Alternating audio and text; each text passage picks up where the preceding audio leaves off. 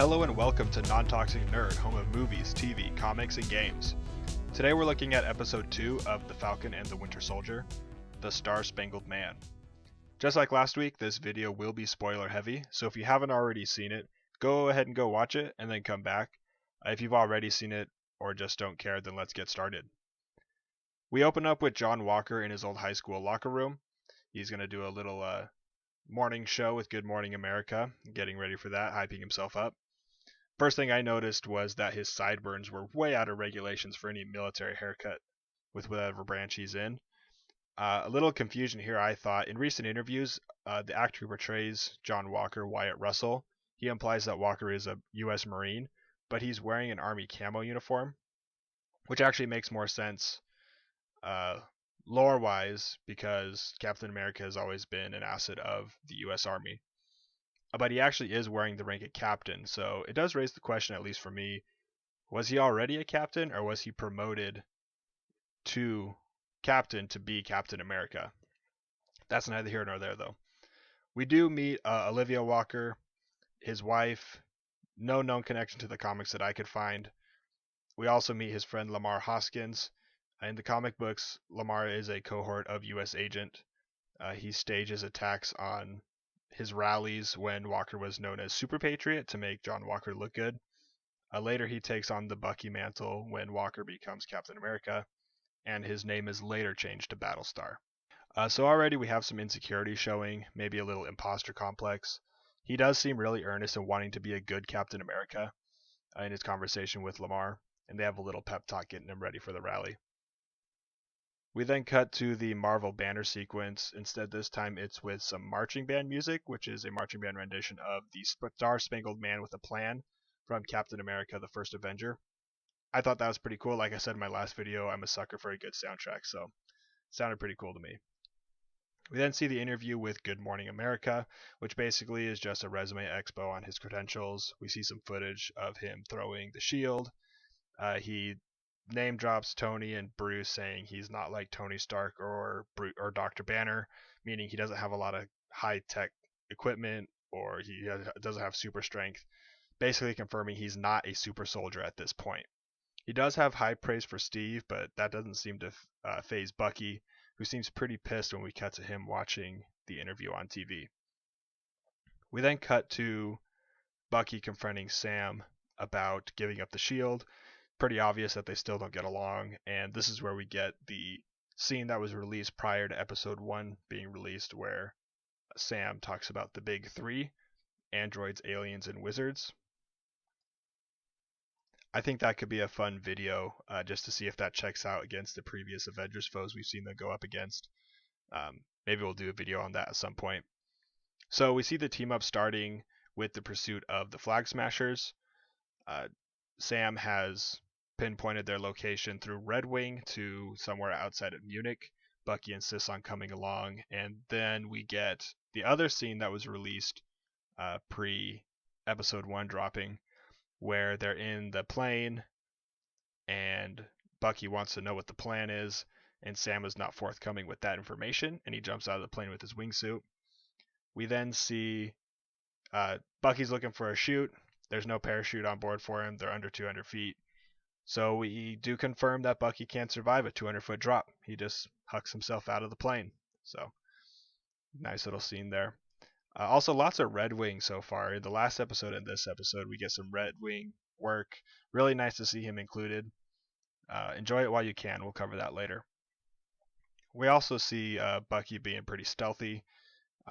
Sam mentions that he spent some time in Wakanda and he came out the White Panther.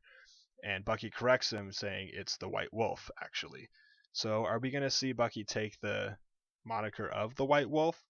Or is he going to stick with Winter Soldier? I think going White Wolf would be pretty cool. We'll see where this goes, though, because the show is called The Falcon and the Winter Soldier. So we see them come up on the Flag Smashers.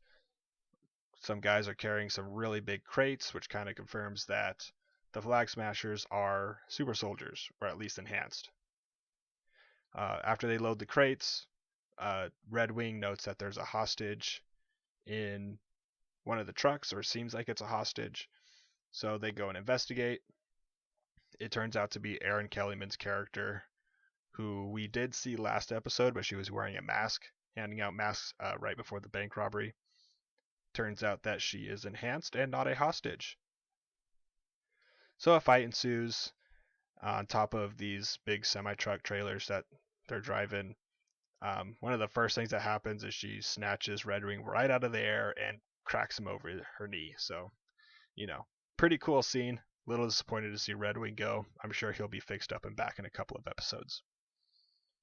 We then see John Walker and Lamar Hoskins enter the fight. The Captain America music comes on from Civil War, so it's pretty much confirmed he is Captain America, if it wasn't already.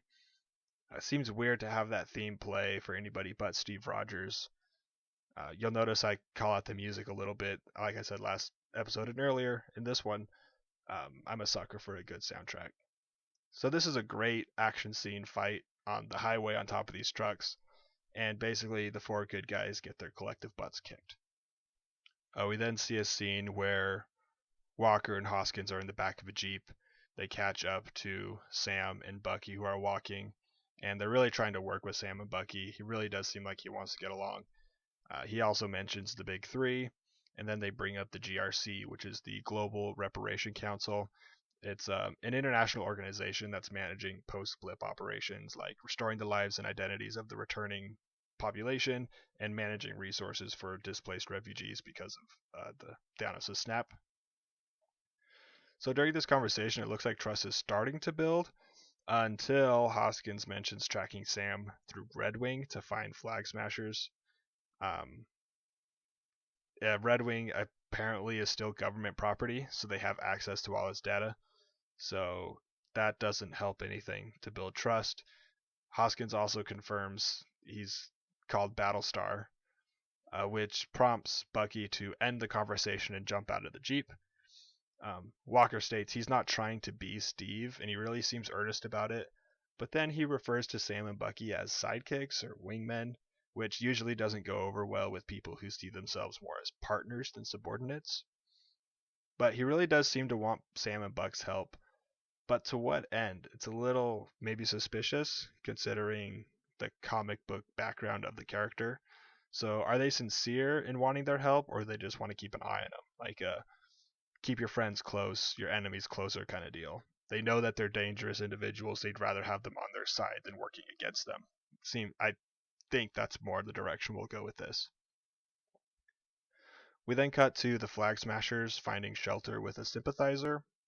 It establishes growing public support for the Flag Smashers cause, which, if I haven't covered it already, is to get rid of borders and become a one world, one people kind of deal. Which, take what you want out of that. They want to disrupt the status quo or the return to the previous status quo. We find out that Erin Kellyman's character's name is Carly, and the sympathizer says that people are starting to call her Robin Hood, or at least the Flag Smashers Robin Hood. She then gets a text message saying that she stole something from somebody, and it looks like that somebody's after her. The GRC is mentioned again, this time in a context making them look kind of like the bad guys. So it's really a battle of perspectives in this episode, and it looks like that's going to build up over the show. Kind of like that because like life's not black and white. The comics have never really been black and white. Maybe way back in the day they were, but there's always a gray area and perspectives that kind of need to be taken into account. Then they seem to be planning something big. Carly mentions needing the team's commitment because after tomorrow there's no going back, is what she says. So maybe next episode we see something really big happen, or maybe it's going to build up to a couple episodes down the road. We then cut to Sam and Bucky on the return flight back to the United States. Bucky suggests stealing the shield back and going after the Flag Smashers themselves without John Walker and Battlestar. Sam responds to this by calling back to Civil War, where him and Steve ended up being on the run for a couple of years. Doesn't really want to do that, but Bucky seems to know a guy who can help them. Maybe steal the shield back, or maybe without the shield. Bucky seems to know a guy that can help. So we cut to a scene in Baltimore, and walking down the street, a kid refers to Sam as Black Falcon. Black Falcon, kind of implying that Sam might be becoming something of a black icon, kind of like Black Panther. We see Buck knock on a door where the residents don't seem to want to be bothered and kind of want them to leave. So Bucky says, say it's the guy from the bar in Goyang, which is in Korea. Um, so this causes them to be allowed in to the house. We meet a guy that Bucky met back in his Hydra days. I guess they had a skirmish in Korea. This is where we meet Isaiah Bradley, who is beautifully and poignantly portrayed by Carl Lumbly. It's a very emotional scene. I could do a whole video on Isaiah Bradley. Basically, he was the Black Captain America back during the Korean War. Yeah, in the comic book run Truth, Red, White, and Black, tests are run on black men, kind of reminiscent to the Tuskegee experiments, to test a super soldier serum. He's the only survivor, Isaiah Bradley, and he's sent over to Korea to fight for American interests, which involves a little fist fight with the Winter Soldier. From the context of the conversation, he beats up the Winter Soldier pretty good, takes half his arm, and he is eventually court-martialed so he can be imprisoned and forced into tests on his body. It's a very tragic backstory. Like I said, it's very well acted by Carl Lumbly. I really hope we get to see this character more, and maybe I'll even do a video on Isaiah Bradley because it's a very interesting character. We also in this scene get to meet his grandson, Eli Bradley. In the comics, Eli becomes the Patriot, who is a founding member of the Young Avengers, so maybe we'll get to see him in more Marvel stuff down the line. So basically, we meet an old man super soldier who is black, which is kind of a big deal to Sam, who is understandably angry that he and the larger black community did not know about him, which you can almost guarantee was by design. The confrontation they have in the street attracts the police, who of course profile Sam before they realize he's the Falcon at Bucky's inference. But it's actually Bucky who gets arrested because this little shindig they went on into Munich caused him to miss his court-appointed or court-required therapy meeting, which was a violation of his pardon. So we're back at the jailhouse. Christina Rayner, his therapy, shows up. Sam thanks her for getting him out. She says that she didn't have anything to do with it, and then we get to see John Walker again, who is taking photos and signing autographs. He basically bailed him out of jail and somehow has the authority to revoke his court-mandated therapy sessions. He says he's too good of an asset, too valuable of an asset to have tied up in that kind of stuff. So we have a final therapy session with Bucky. Dr. Rayner insists that Sam attend, and it's kind of a funny scene that plays out. We get to see some couples therapy between the two.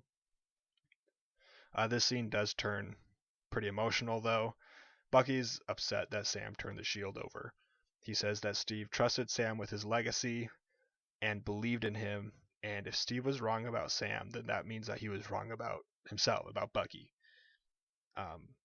So basically, we get Bucky to open up a lot, like very emotional, like he's almost crying.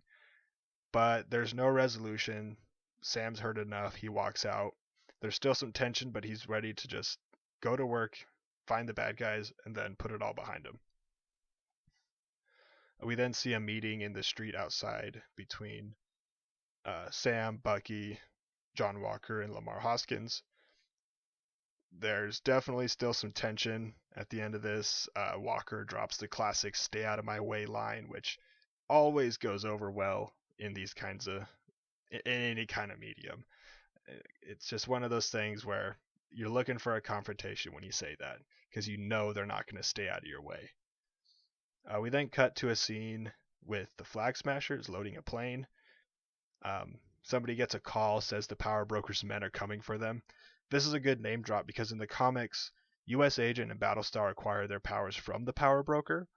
So this is most likely where the Super Soldier Serum is coming from, most likely stolen by Carly and the Flag Smashers. Remember, she got that text earlier saying that she had stolen something from somebody. It was probably the serum.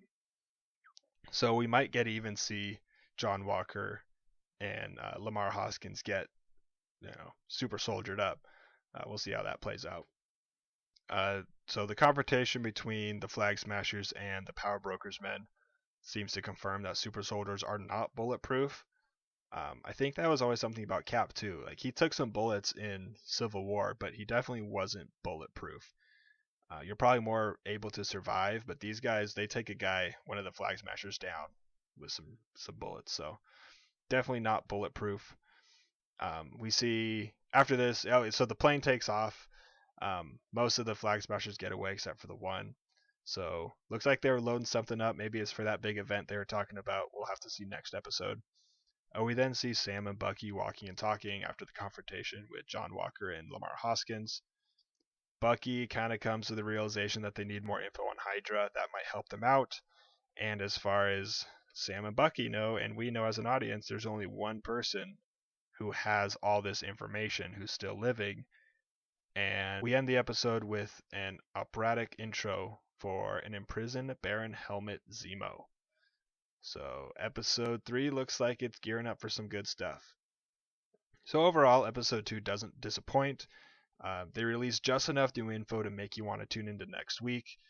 It's getting good. I'm really excited for this show. It's not disappointed so far. We're only 2 episodes in, but I like everything that I've seen so far. We really get to see John Walker in his sincerity to be Captain America without replacing Steve Rogers. He really does seem like a good man. Just there's people close to Steve Rogers who don't believe he should be Captain America. So we'll see where this goes. The Flag Smashers really seem to earnestly believe in their cause. Like I said earlier, it's a matter of perspective. What do you want to happen in the world is going to shape your perspective on who's the bad guys and who's the good guys. They're obviously being played as the bad guys. They have black masks with red handprints on them. But they really do believe in their cause. They think that they are the good guys. Again, great action scenes, great music, great soundtrack, and we're getting back to Baron Zemo, so that's going to be exciting.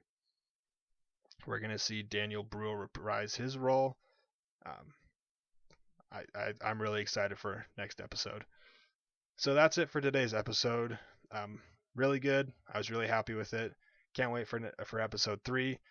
Please like, share, and subscribe. You can also follow us on Facebook, Twitter, and Instagram, all as Non-Toxic Nerd. Special thanks to Brad for our music. Thanks for watching, and we'll see you next week.